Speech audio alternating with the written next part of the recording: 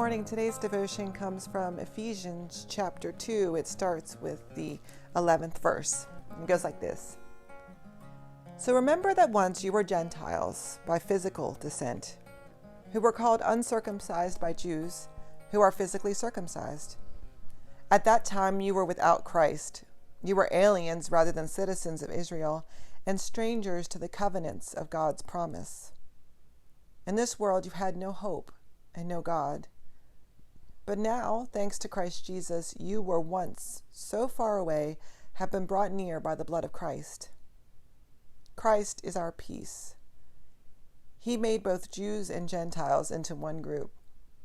With his body, he broke down the barrier of hatred that divided us. He canceled the detailed rules of the law so that he could create one new person out of the two groups, making peace. He reconciled them both as one body to God by the cross, which ended the hostility to God. I have a friend who she's a working actress, right? She's not famous. She's not, you wouldn't recognize her, but she's, in the background a lot, or, in commercials, those kinds of things.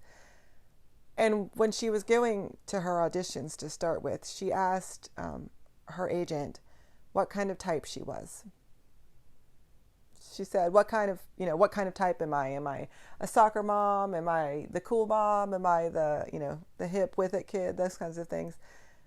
Because in the casting world, especially when you're starting out, those are the kind of parts you get.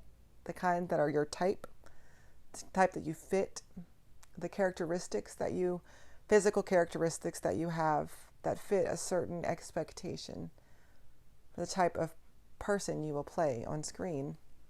And it's not until you get pretty established that you can break out of those molds, really. Or if there's some sort of really innovative work where you can play against type. But that's really unusual in the acting world. And most of us hate it. Most actors hate it. They're always like, I want to play against type, right? Remember when Robert De Niro started doing comic movies because he was tired of being typecast as the, angry mobster guy?